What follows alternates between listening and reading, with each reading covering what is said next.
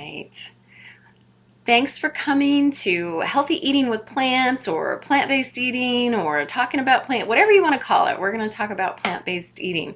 Wow, my camera just changed so weird and it's like showing my screen behind me like differently. That's so strange. Huh. Must be something about the recording. Anyway, sorry, that distracted me. I am Carla Mancharoo, and I'm thrilled to be here with you guys today. Thank you, Jillian, for inviting me to share this information with your community. I will put my slides up and do my introduction. Let me just get it here so you guys can see it.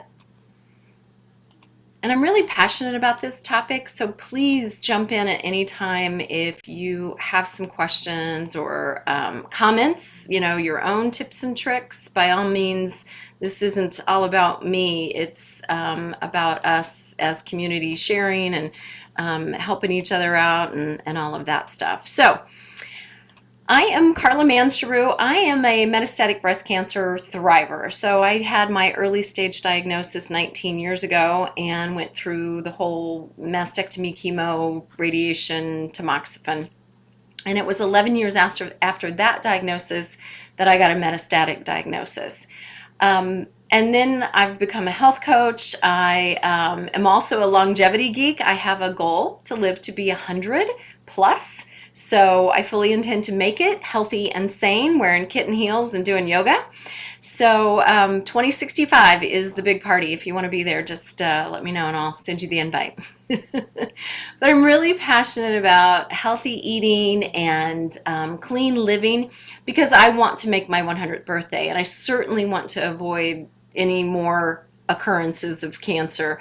If I can keep those recurrences away, I'm going to do everything that I can.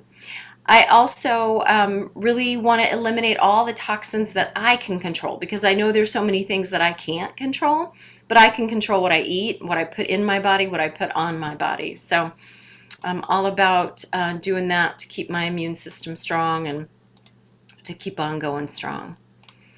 So today I'm going to go through why plant-based eating, just really briefly. I think you probably all already know this, but there's so many good reasons, for our health to do the plant-based eating.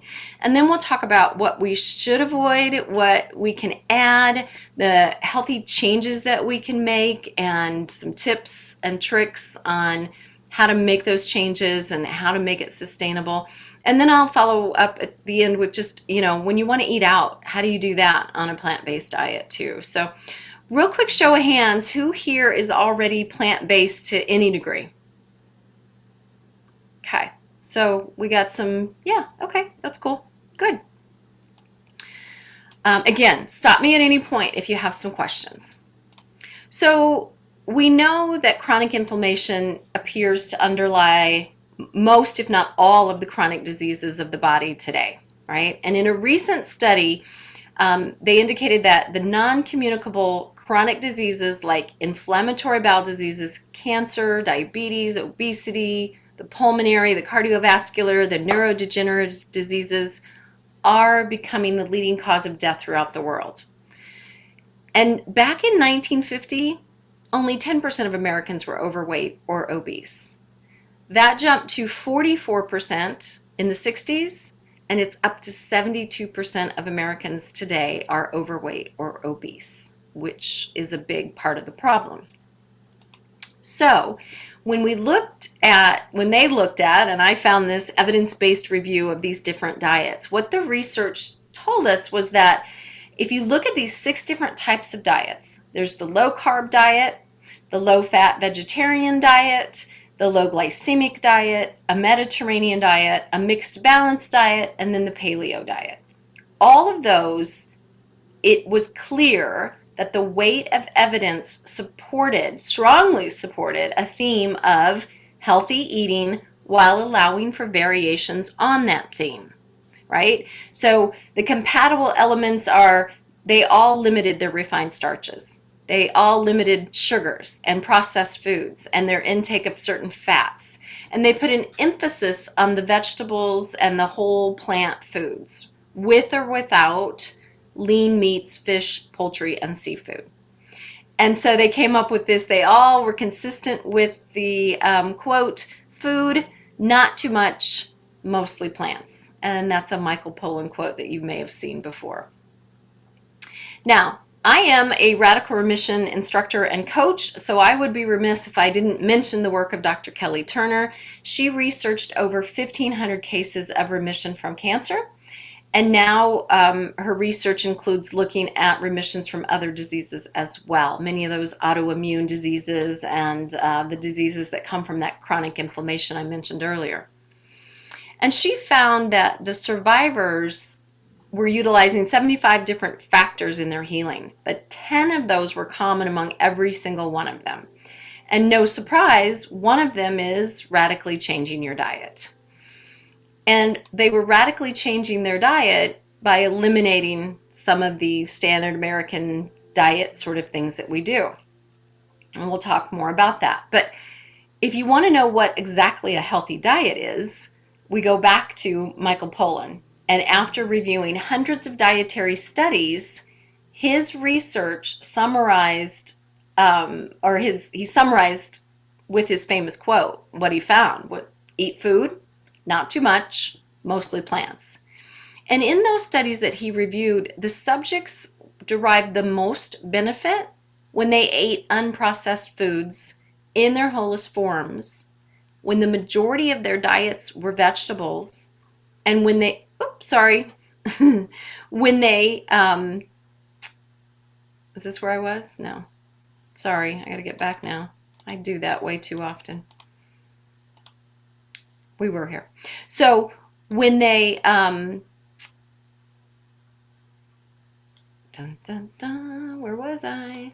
Oh, the other thing was the low daily calorie intake. So that's where that intermittent fasting might come in, or fasting during the week might come in, but just minimizing your calories on any given day can be really helpful, as well as adding the vegetables and cutting out some of the other stuff.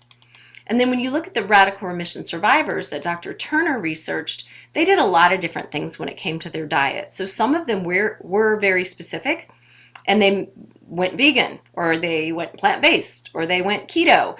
Whatever it was, they all had a very, very similar trend, which was they greatly reduced or sometimes even eliminated meat, wheat, sweets, and dairy.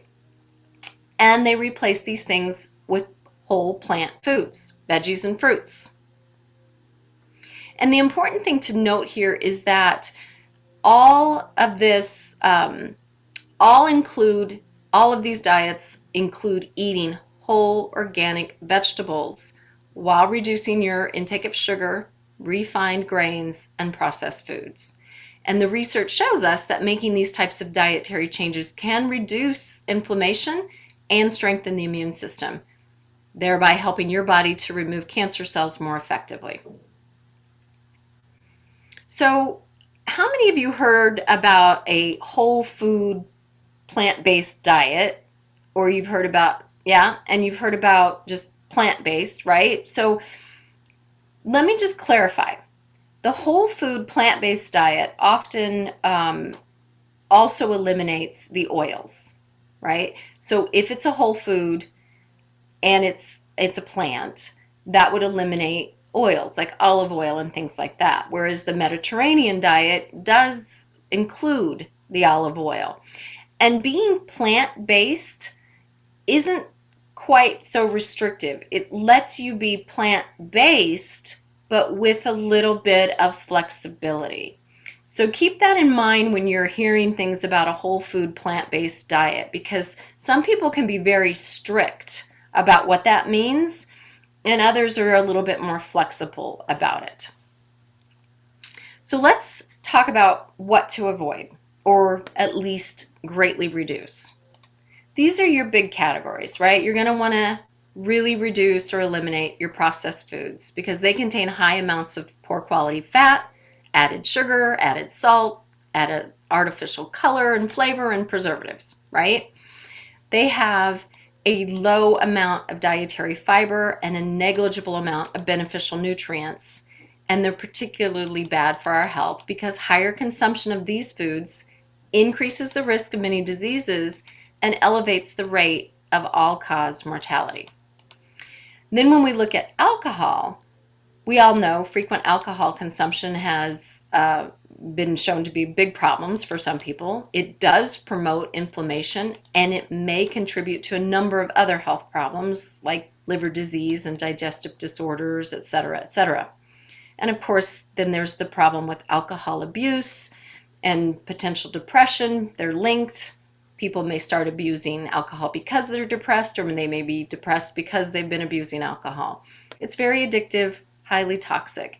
And when it comes to breast cancer, it's really not a good idea to do alcohol. And for some of us, it can be hard to make that change, but it's a reward that we need to look at, a long-term reward to our health that we need to look at, giving up that short-term benefit of having a glass of wine or whatever it might be.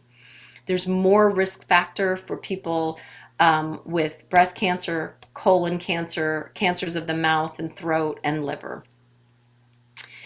And then if you're going to drink alcohol, I always say this because I know lots of people like to have a glass of wine, you need to just do it in moderation. And knowing what moderation means can be really helpful. So moderate drinking is defined as 1 standard drink per day for women, 2 for men. And heavy drinking is defined as more than 3 drinks a day for women and 4 for men. Now, 1 drink is 1 12-ounce beer, 1 8-ounce malt liquor, 5 ounces of wine. So don't get out the big mommy goblet and fill it up with a half a bottle of wine, because that's probably 3 glasses. 5 ounces. And if you're going to do tequila or vodka or something like that, 1.5 ounces shot of hard liquor. And of course, we've heard that red wine can be one of the healthiest alcoholic beverages for us, and it's probably due to the high concentration of antioxidants. So that might balance things out a little bit. If you want to have a glass of wine, you're getting the red wine benefit, but you need to be really careful because those of us with breast cancer have, it's just becomes a bigger problem. I know for me personally, it caused hot flashes so bad. I'm just like, this is it. I'm done. I got to give it up. Anytime I had even just that 1 5-ounce glass of wine, I'd be paying for it that night. And that may be because I hit menopause and the hot flashes were already there. So on to the next category of GMOs. So genetically modified organisms. You want to avoid products made with any of the crops that are genetically engineered. Most genetically engineered ingredients are products made from the big 5, right? Corn, soybeans, canola, beet sugar, and cottonseed. These are the big 5 used in processed foods. And that's why processed foods can be so bad for us. An estimated 92% of corn and 94% of soy grown in the U.S. are genetically modified, despite the fact that there's very little research on the long-term effect of these scientifically engineered products, right? So you want to look for packaging or produce stickers that say USDA organic or the non-GMO project seal. Now, all organic foods must be non-GMO, but unless the product is labeled, not all non-GMO foods are organic. So you can get a non-genetically engineered food that hasn't been grown organically, but you can't get an organic food that's genetically engineered. That just doesn't go together. So when in doubt, buy the organic if you can. But there are some things that are safe to buy even if they're not organic. If you're familiar with the Clean 15 and the Dirty Dozen from the Environmental Working Group, pay attention to that if you need to pick and choose where you spend your money, because that can be really helpful to know what should you definitely buy organic and what can you get away with non-organic. The other categories I'm going to dig in a little bit deeper here. So dairy, sugar, the grains, the meats. Any questions before I move on to those categories in more detail? Okay. All right. So when we talk about dairy, right? Instead of dairy, there are so many great options now. Has anybody given up dairy? Okay. Some have and some are cutting back. Great.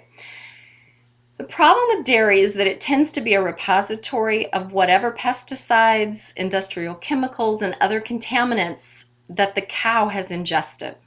And at the same time, dairy products have none of the good shoot, I just lost my words here. The dairy products have none of the fiber that you need to control hormones. This was the book, Your Body in Balance. I forget the doctor's name right now. I can give it to you later. It's a great book. And he says, you are what you eat, eats. So whatever the cow ate is what you're eating. So cows are meant to eat grass, but today the factory farmed cows are fed a grain-based diet. And that grain is typically genetically engineered and heavily sprayed, yada, yada, yada. They're not going to buy the non-genetically engineered, non-sprayed grain to feed to cows, right? So just be careful when you're eating products from cows. And I was just noticing in the chat, and sorry, the dairy and the bone density, that's a bit of a myth that they've had us believe, right? Milk does your body good, and the milk mustache, and you got to have milk, and you got to have dairy for bone strength. It's not exactly true. You do need to figure out your balance and how to get what you need, but if you think about it, some of the strongest animals in the animal kingdom are not doing meat or dairy. Like gorillas, like elephants, like rhinos, right? They're not, and if they don't need it, why do we need it? I know they're not exactly the same, but we can find other things to help us through this.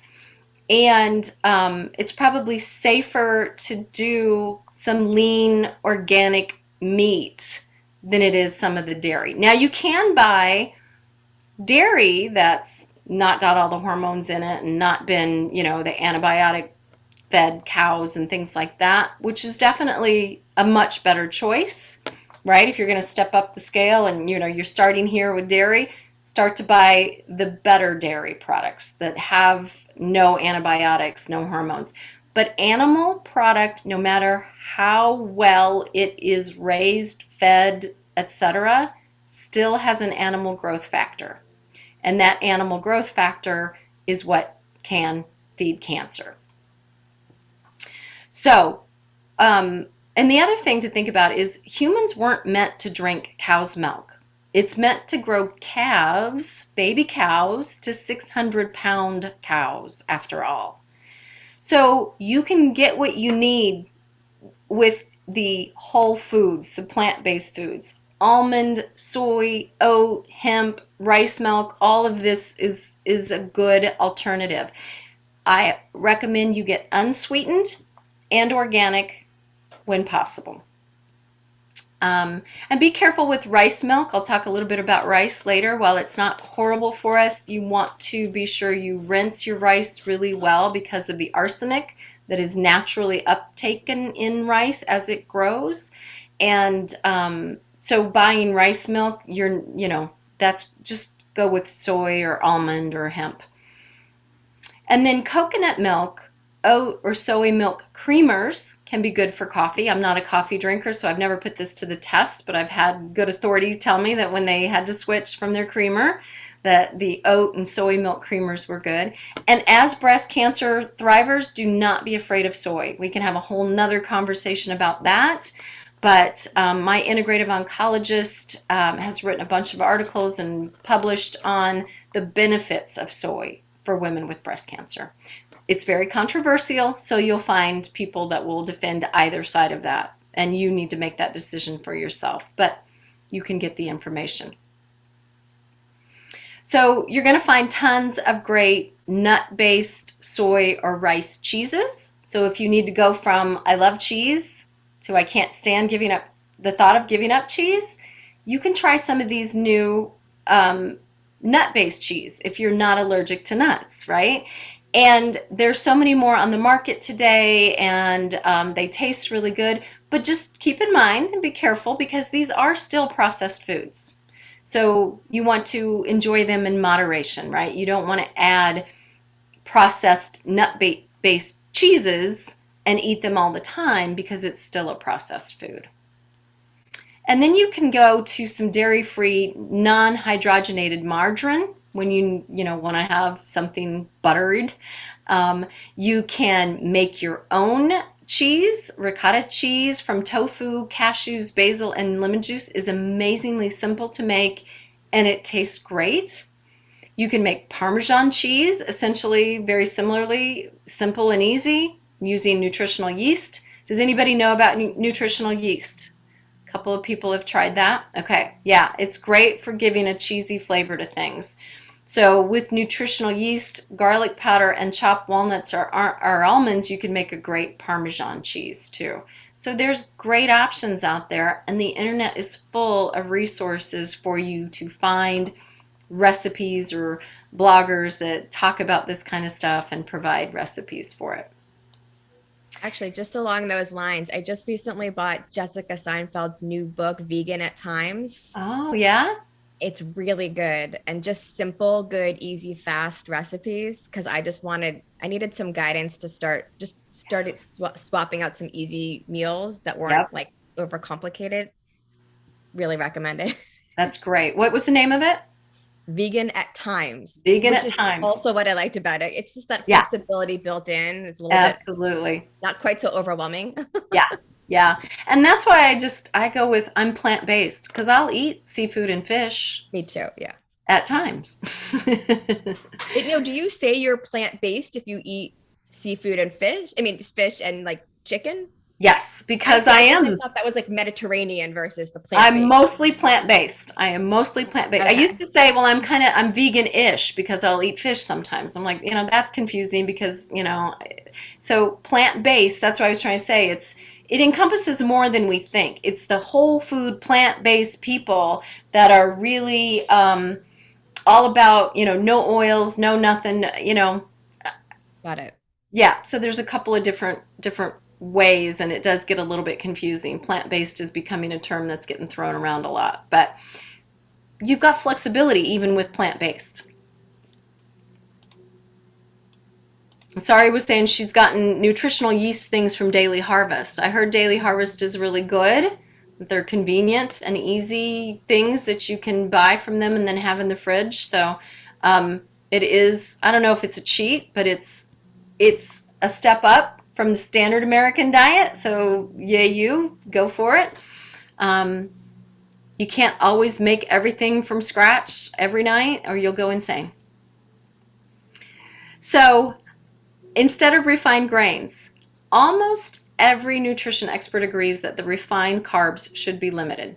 And the biggest source of these refined carbs is the white flour products made from the refined wheat, right? So the refined carbs have been stripped of all the fiber, the vitamins, and the minerals, right? There's really nothing nutritious left of it. And for this reason, they're really should be considered empty calories. And because they're digested so quickly, they have a high glycemic index. And you want to watch your glycemic index, right? You don't want to be eating a lot of sugar or high glycemic vegetables even. And this means that they lead to those rapid spikes in your blood sugar and your insulin levels after your meal. So exercise caution when you do a wheat-based product. Know that typical wheat products are highly sprayed with pesticides and they're genetically modified, right? So if you're going to do whole wheat pasta occasionally, get the non-GMO or the organic whole wheat pasta. And there are lots of options to replace these refined grains and flours. So you can do quinoa, you can do millet, you can do amaranth, buckwheat, spelt, wheat berries, Israeli couscous. It's almost endless, right? But it's new things that you may not be as familiar with. So each week, try something new and different you've never tried before, right? What's buckwheat? What should I do with buckwheat? Get it out and, try it. You can find recipes on the internet. The other thing is if you're going to do rice, choose brown rice, wild rice, or even black rice or basmati rice over and above your quick cook white rice. And then when you do the rice, like I mentioned, be sure you rinse it really well before you cook it to rinse out as much of the arsenic as you possibly can. And it's just be cautious. Don't eat rice every day, every meal. Then you've got steel cut oats or gluten-free organic oats instead of your quick cook oatmeal.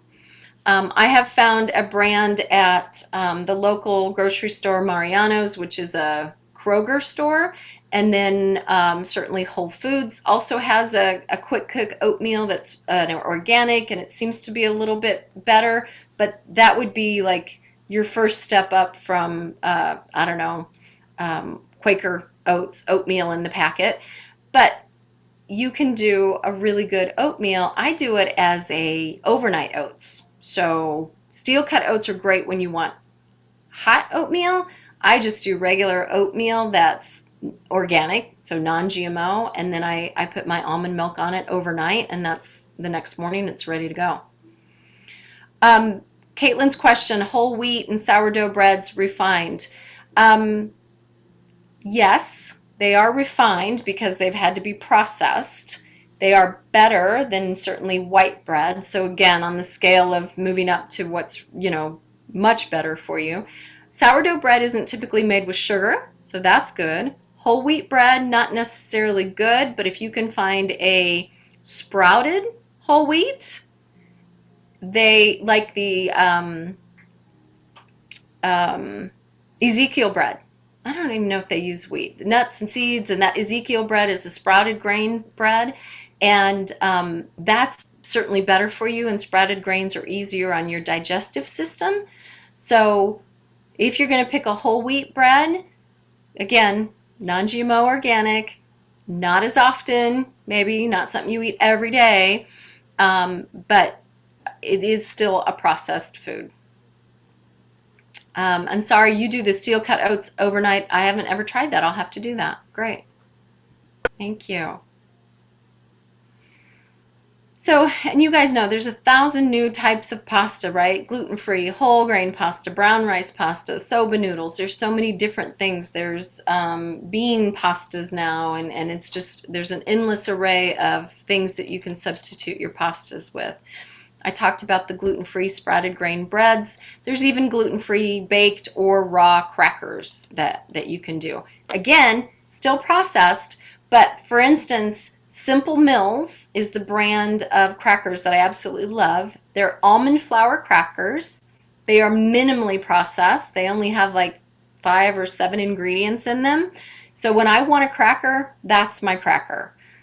And I try not to eat them too much, although they're a little bit addictive because I like the crunchy, salty things rather than the sweets. So you just have to, be careful. And again, I like to try to give people those, here's what you can do next to get up to where you really ultimately want to be. And then when it comes to red meat, even reducing meat intake has a protective effect. So if you love your meat, you don't have to give it up completely, but try to reduce it. Go with smaller portions less often.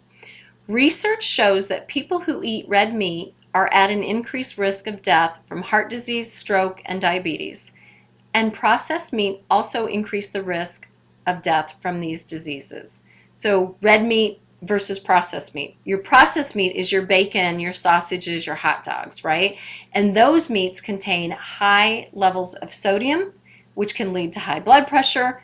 And then the sodium's just the beginning, because the reason bacon is so delicious is that it's loaded with saturated fat.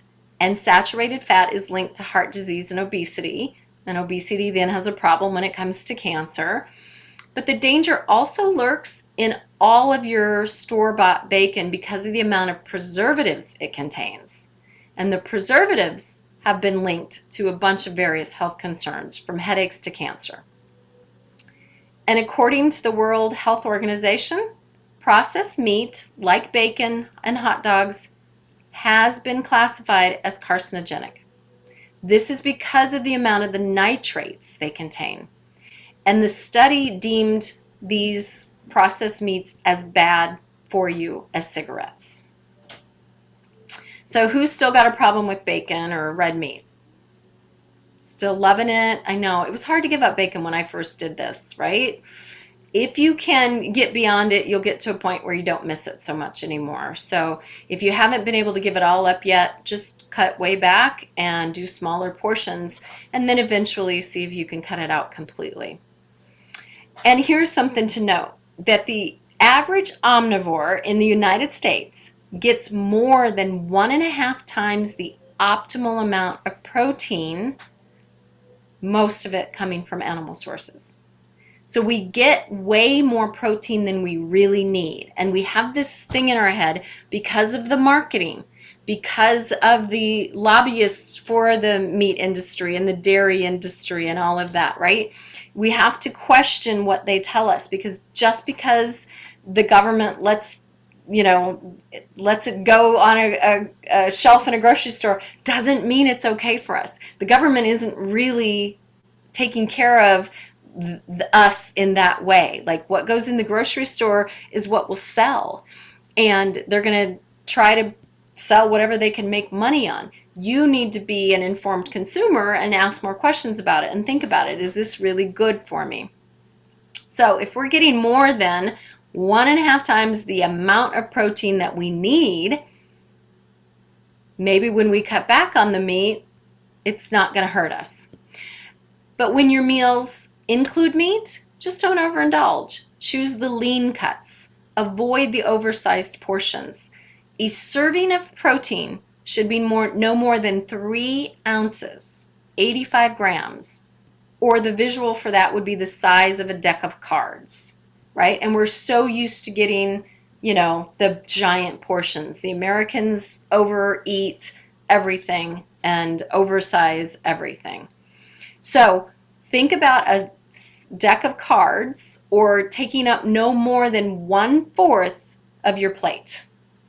And then your veggies and fruits should cover the other half of the plate, and a whole grain like a quinoa taking up the other 1/4 of the plate.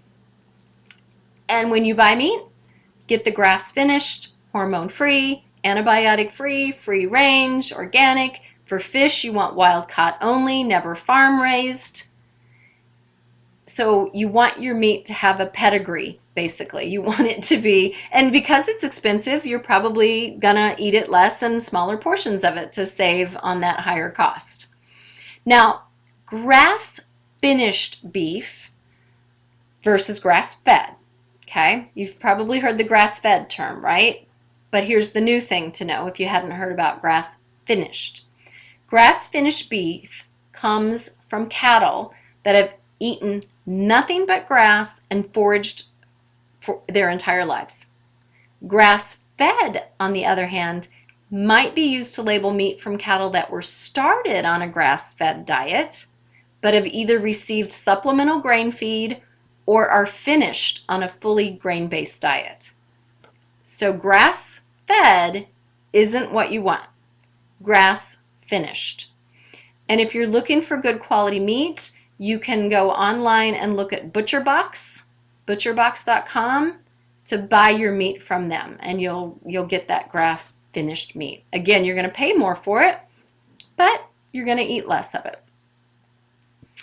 And they say that pound for pound, the grass-fed beef, the grass-finished, is healthier than the grass-fed, and pound for pound, it has less total fat and therefore less calories. So the nutritional content of that fat is also different. So that's something to think about.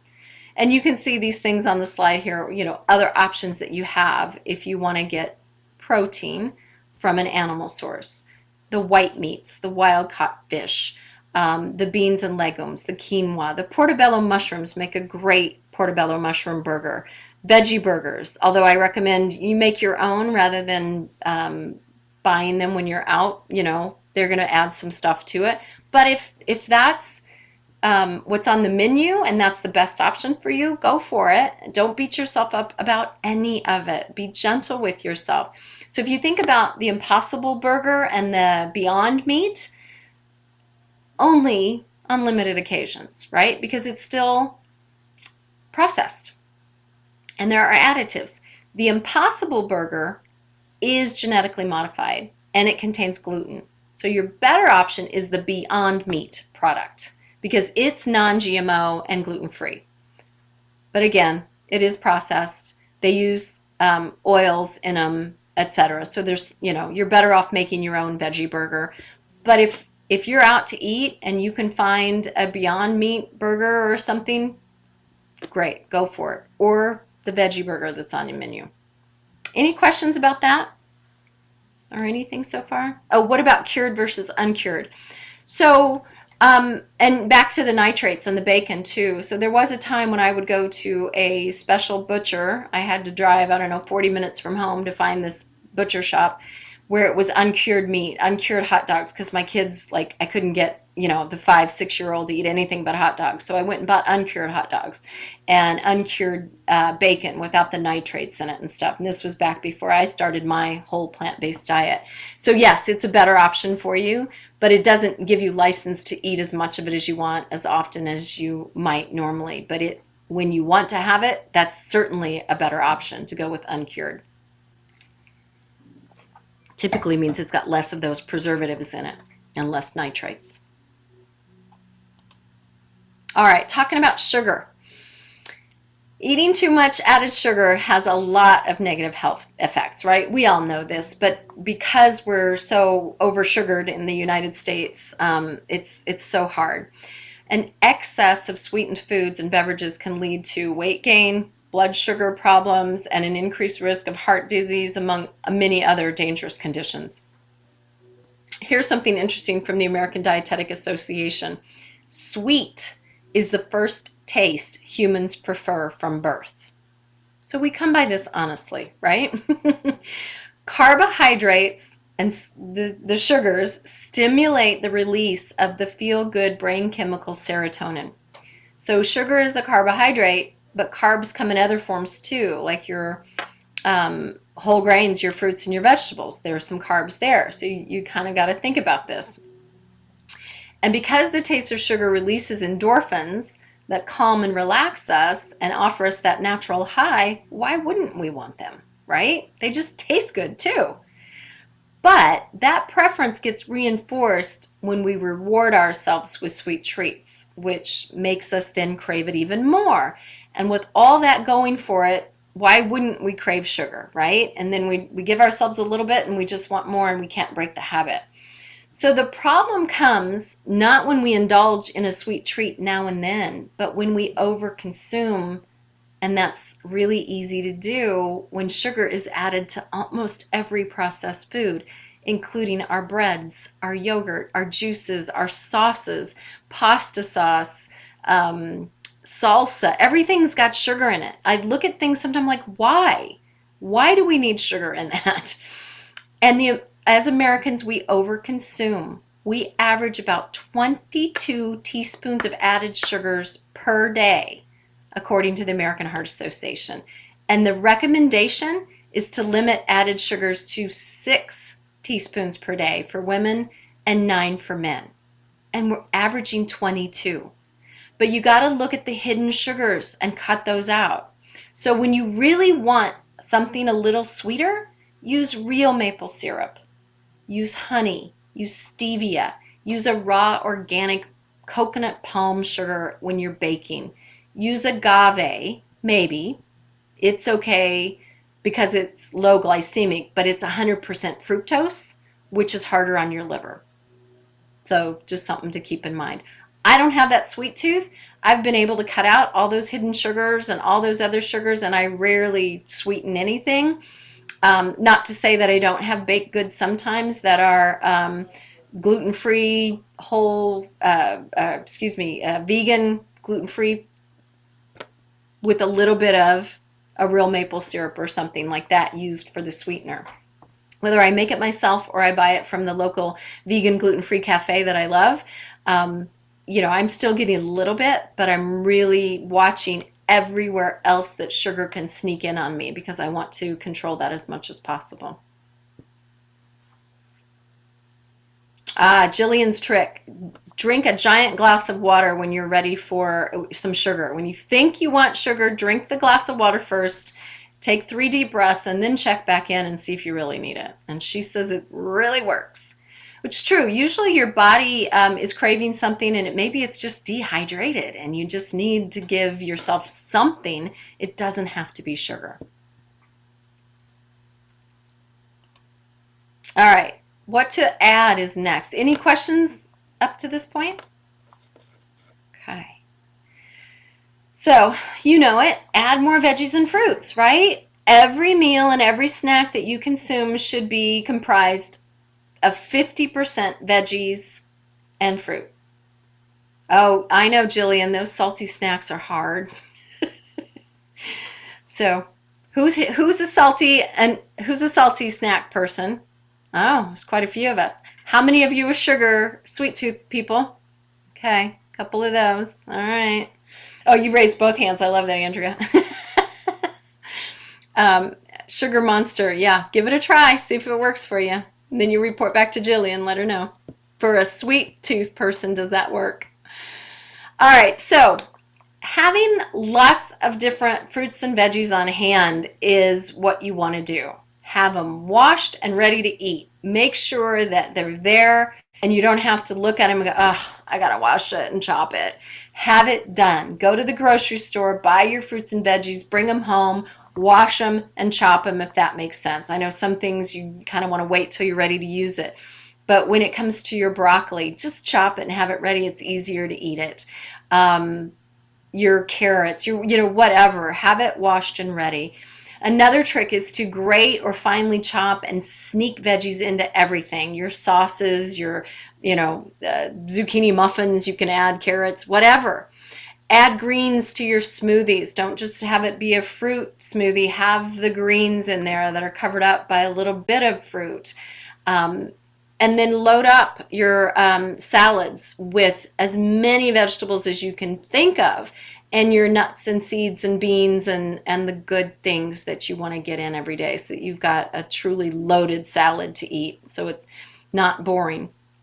And I highly recommend finding a new fruit or vegetable to try every week or periodically, because that's how you then expand, right? You want to eat the rainbow, you want to have a lot of different things, and you don't want to get bored with what you're eating. So try new things.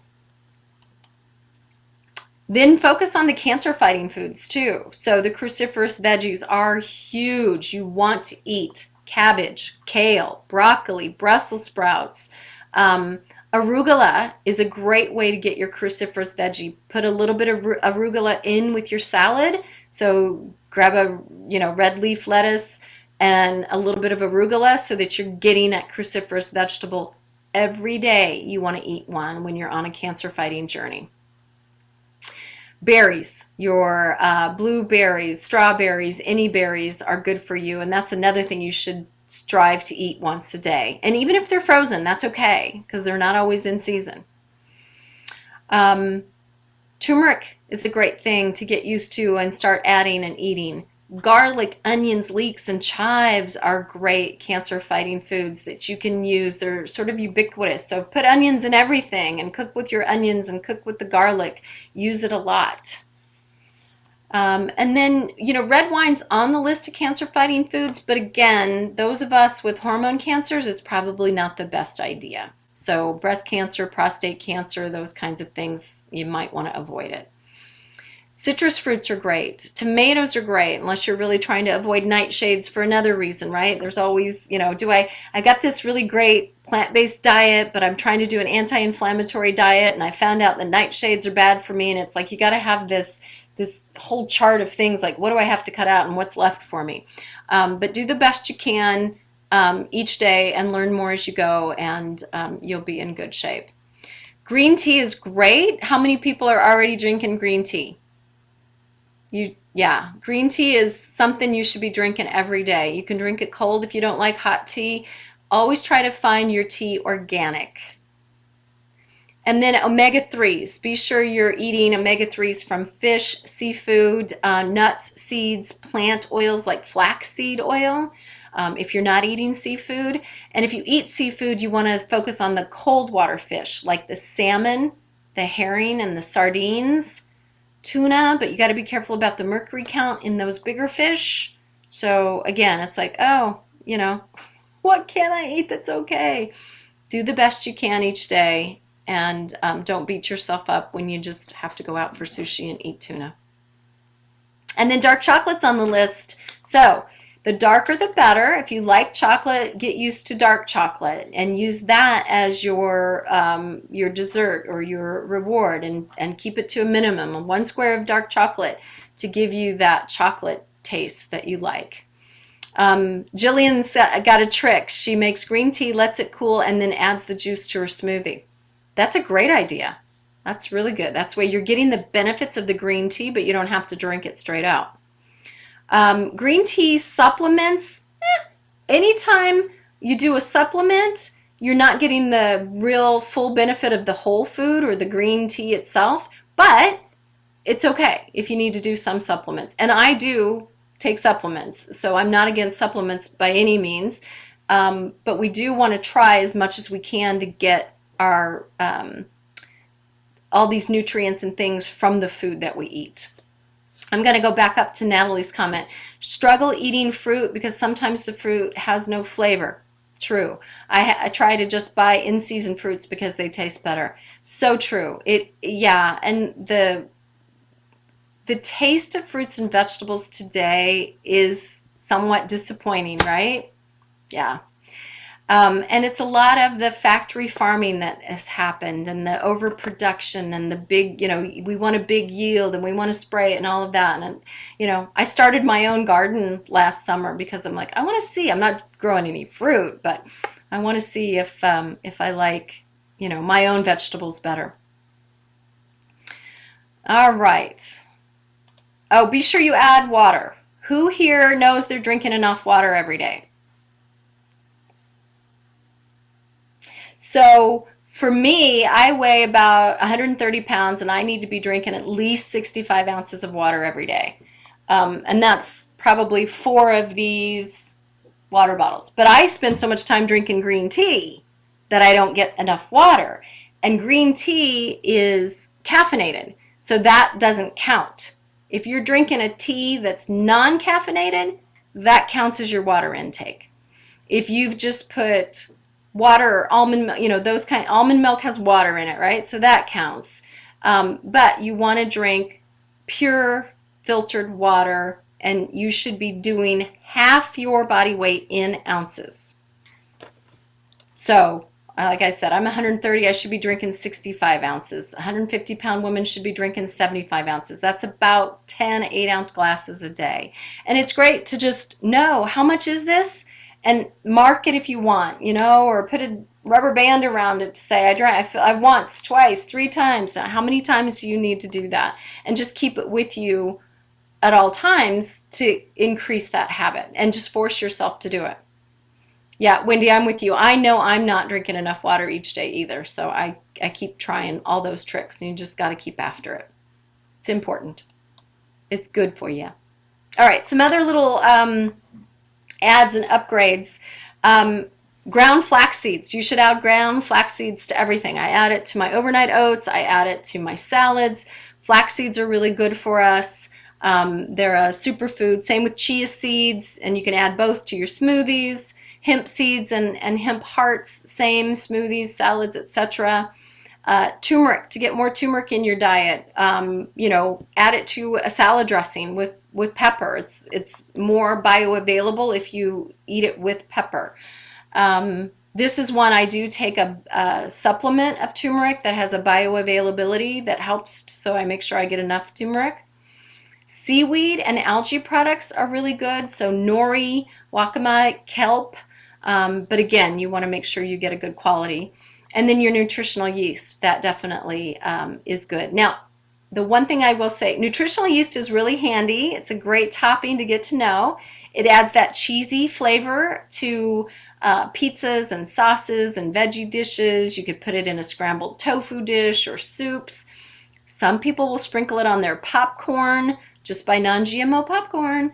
Mix it with ground cashews to make a pesto. And there's all kinds of ways you can use nutritional yeast.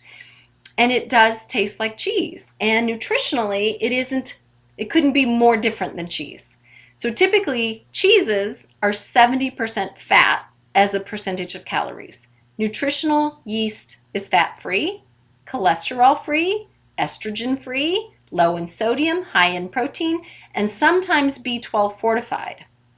It's the same type of yeast used to bake bread and brew beer, but while brewers and bakers and nutritional yeast are technically made from the same species of yeast, they're very different products. Baker's yeast is purchased alive and used to leaven bread, right? And the yeast is killed during the cooking, but adds that earthy, yeasty flavor to the bread. Nutritional yeast is grown specifically to be used as a food product. The yeast cells are killed during manufacturing and not alive in the final product. And it's commonly sold as granules or flakes, and it has that rich yellow color and a savory taste to it. So it's a great source of protein, fiber, and the B vitamins. And animal products are the most common sources of vitamin B12. So for people who want to avoid eating the animal products, B12 can be especially important. So be sure to add in the nutritional yeast. Is there a nutritional yeast brand you recommend? Bob's Red Mill is a great brand. I'm pretty sure most all of Bob's stuff is organic, isn't it? Or non-GMO at least. Yeah, I guess we should look at that and confirm. And I don't remember the brand I have. Same, Jillian, you're going to share one in the Facebook group. That'd be great. If you have a candida problem, be careful. I believe one of my contributing factors to my original breast cancer diagnosis was my constant battle with yeast infections from a very young age. So if you have a yeast overgrowth, you should steer clear of nutritional yeast. That's all I'll say unless somebody wants to know more. Okay. So now let's talk about making these changes, right? This is great. You're like, oh, these are great ideas or new stuff, or maybe I knew and maybe I've already done this. But how do we make these changes?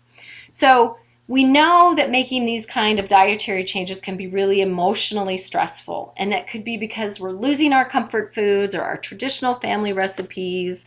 And then there's also the time required. I know when I first went to this plant-based eating, it was so time consuming. I had to think about and plan every single morsel that went in my mouth. And I was constantly going, oh my God, isn't there an easier way? Is there somewhere else I can get food? Now, I did this back in 2014. And today, you know, things like, what was the brand that was mentioned? The whatever. There's things now you can buy. It's already made and prepared for you, and it's good for you. And Natalie, you're on mute if you didn't know. You keep moving your lips, but I can't hear you. I probably should have pointed that out to you a long time ago. You're just shaking your head, and I'm like, yeah, right, Natalie. Come off mute and tell me.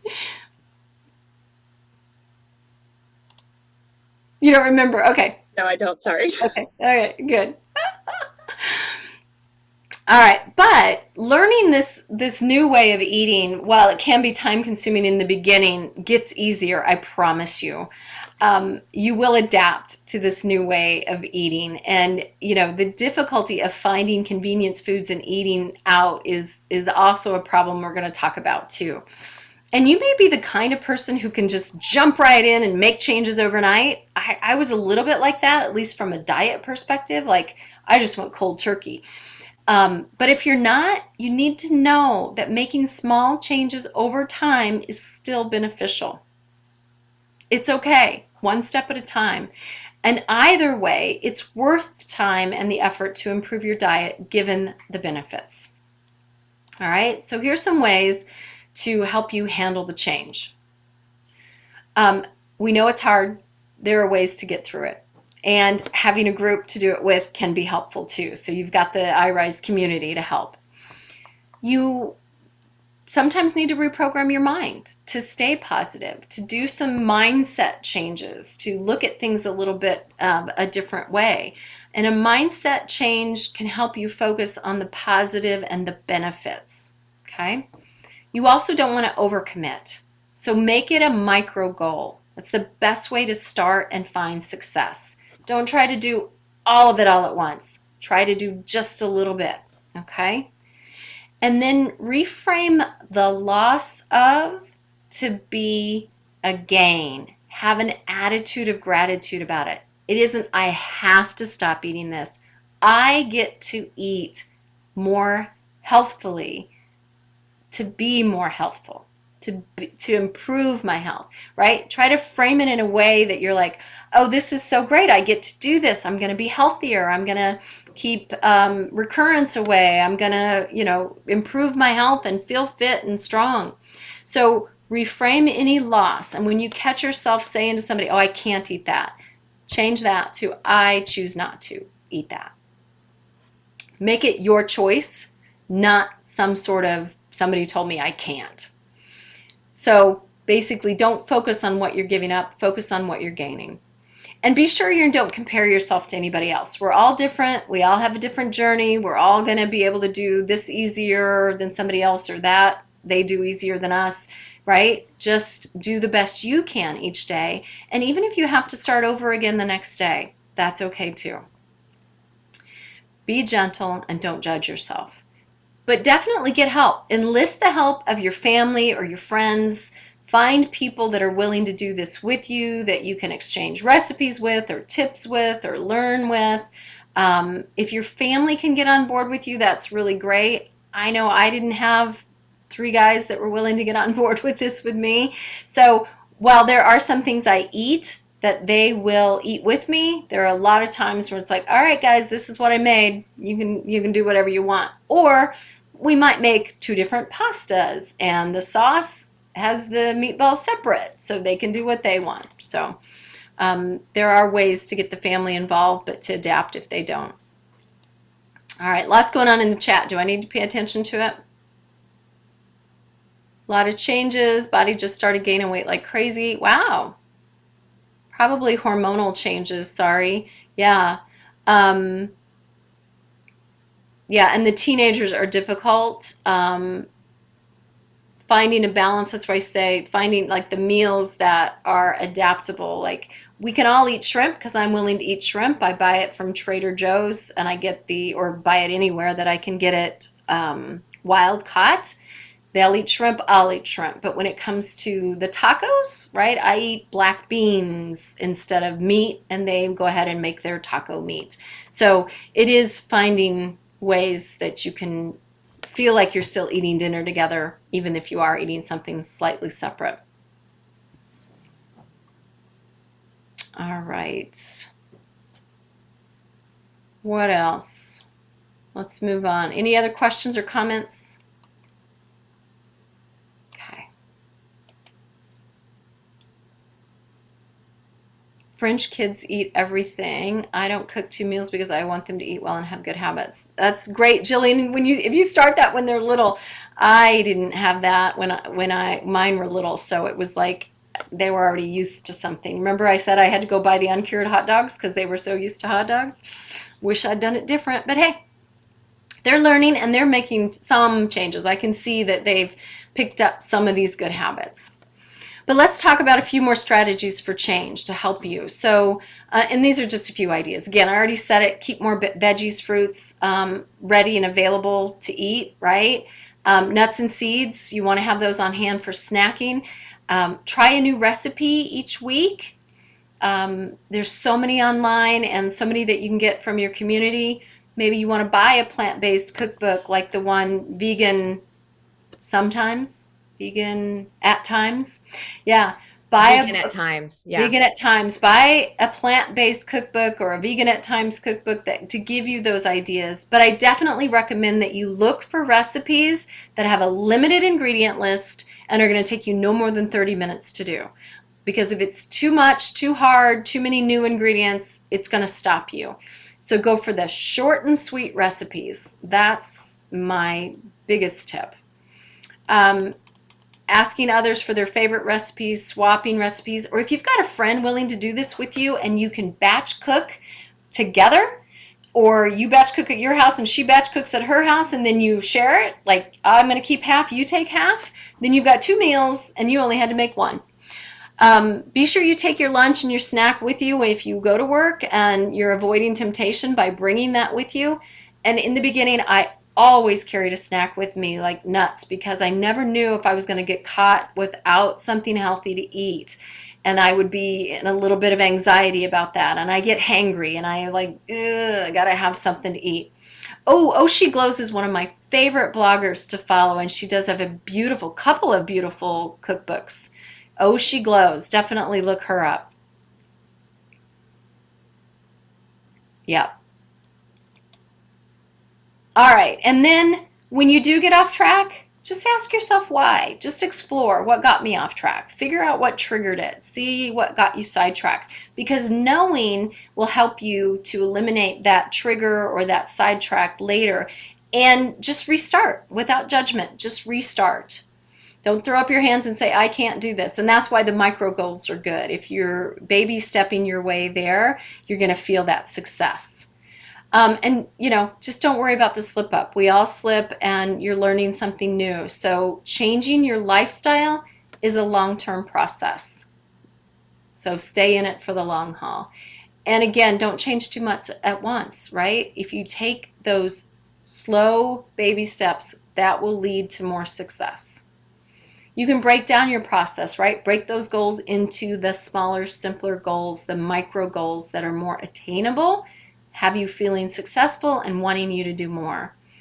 Writing it down. So keeping a log is really great. If you use a log to track what you eat, you can do it on an app, you can do it on paper. I loved having a piece of paper that I could put check marks on. Yes, I ate my beans today. I ate my berries today. I ate this today, or I had this many servings of veggies today.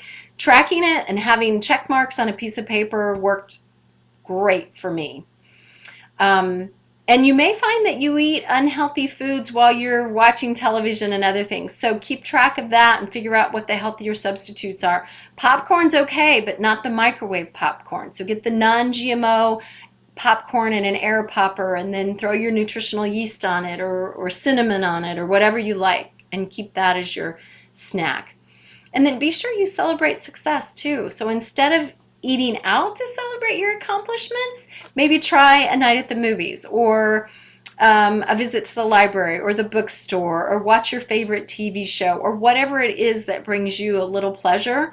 Use that as your reward to celebrate.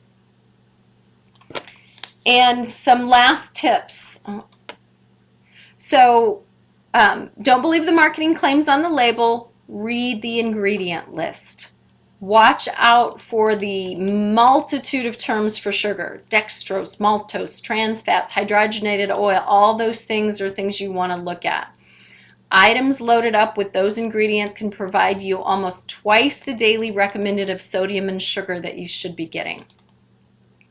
Additives, you want to avoid the additives like salt and fat. They're there to make the food more appealing, right? And the preservatives are there to increase the shelf life. So when it comes to sticking to a healthy diet, the pros of these additives may not outweigh the cons, but sometimes it'll be easy to overlook those additives in the list of ingredients. So read that list. And don't purchase if the ingredient list contains difficult to pronounce items, is really long. You want short lists of real food ingredients. Always have a menu plan. I do a menu plan every week, and I think about my lunches so that I know, okay, I'm going to have these leftovers. That'll be good for my lunch, but what else do I need? Make your shopping list ahead of time. I use an app on my phone, and I organize it by the way the store is laid out, and I keep certain things on that list always, and then it's just a check or uncheck, okay, I don't need carrots this week, but it's kind of on the list to remind me more like mushrooms and things that I may not buy every week. Shop the perimeter of the store. You've probably heard that before. So you're focusing on where the fresh, whole ingredients are, but be careful of the bakery, right? Because they're going to add sugar. Be careful of the deli because they're going to have the processed meats. Am I over time, Jillian? Yes, a little bit. We're supposed to go to 4:30, so some ladies have had to hop off. Yep, I just noticed that, and I'm so sorry. I get so carried away, and I forget to keep track of the time. So okay. Great. Good. All right. Thanks. And then maybe since we're recording, they'll catch the end later. We're almost done, but I do want to get to the eating out just a little bit. So you guys know this stuff. Making it a habit, as I've already said, keeping the veggies on hand, even keeping them in sight. Apples and bananas on the counter are a great way to remind you to eat more fruit, right? And so bring in the healthy stuff and get rid of the junk. Get rid of the food that isn't good for you. If you have it in the house, you're more likely to eat it. Now, if you have other people in the house that want that stuff, it's a little harder. If they're not on board with helping you, maybe you can find a separate cabinet like I did. My boys have their pantry and I have my pantry. So I don't have to look at the junk, and it actually doesn't really tempt me anymore. But in the early stages, if you're still tempted to eat those chips or, whatever it might be, put it in a separate cabinet. Or maybe it goes in a box in the cabinet, right? Just somehow so you have to take an extra step to find it. And then do one thing differently each week. Try one new food or one new recipe. Or give up an old favorite, try to find a healthier version of that favorite. There's lots of ways to convert your old favorites into a new favorite by just making some swaps. I also recommend that you write down a very specific intention. So as you're trying to do this, I will make a green juice or green smoothie every Saturday and Sunday. That's my intention this week, right? But using written intentions for what you want can be really helpful. And then an immediate reward. I talked to you about my checklist. Bad habits have an immediate reward, right? You eat the donut and you get the rush of sugar. Good habits tend to have the long-term reward. So the good habit you do now, you don't get the benefit until 3 months from now when you've lost weight, or 6 years from now when you're healthier and you're living longer. So if you eat healthy, you're going to enjoy your health in later years. So use a calendar or a checklist to mark your good eating streak, right? Put an X on it or put a check mark on it. And this really helped me because it made me see that how many days I was doing good. And if I missed a day, I just got back on it. You want to try to never miss 2 days in a row. And then this check mark or calendar with X's is your visual of how well you're doing and may motivate you to keep doing it. And take pleasure in that X or that check mark each day. Like, yay me, I did it. Oh, intermittent fasting. I'm glad you brought that up in the chat because that is an important lifestyle habit to have too. So let's talk eating out real quick. And there's things you can do, right? You can still eat out. There are options. You just have to be a little bit more thoughtful about it. And you might want to ask how the menu item's prepared. Is it wild caught fish or is it grass finished beef? You want to keep it simple. Request that they prepare it without oil or without butter or without fats. Definitely go for the steamed or baked over the fried, right? And ask for the whole grain bread or brown rice or a whole wheat or corn tortilla instead of a flour tortilla. At sushi restaurants, they often have brown or black rice. That's at least a little better for you than the white rice. And then just remind yourself of what you're gaining. You're gaining health and longevity. And there's an app for it too. So when you want to eat out, you can use Happy Cow to find vegan or vegetarian restaurants wherever you are. They have an app on the phone or their website. You can use the Air Vegan app to tell you which airports have plant-based dining options when we get back to traveling more. Vegan Pocket and Is It Vegan let you check individual products by scanning the barcode. But remember, just because the Oreo double stuffed cookies are vegan does not mean they're healthy, right? All right, that's it. Sorry for those that had to drop off. Thank you so much to the rest of you that were able to hang out. Are there any last questions that I can answer? This was so helpful, Carla. Thank you. Good. Good. I'm glad. You're so welcome. It's always a pleasure. I told you, I warned you, I get really passionate about it. And, I try to do this in an hour, but it always goes an hour and 90, and I just even took it longer. Sorry.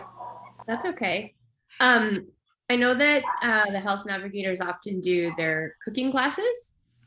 Do you have any coming up that maybe women who are in our program might be interested in signing up for? Let us know. Actually, right now we don't. We didn't have a lot of interest in the last one we put up, so we just kind of took a break on doing it to see. But definitely you can check the Health Navigators website, healthnavs.com.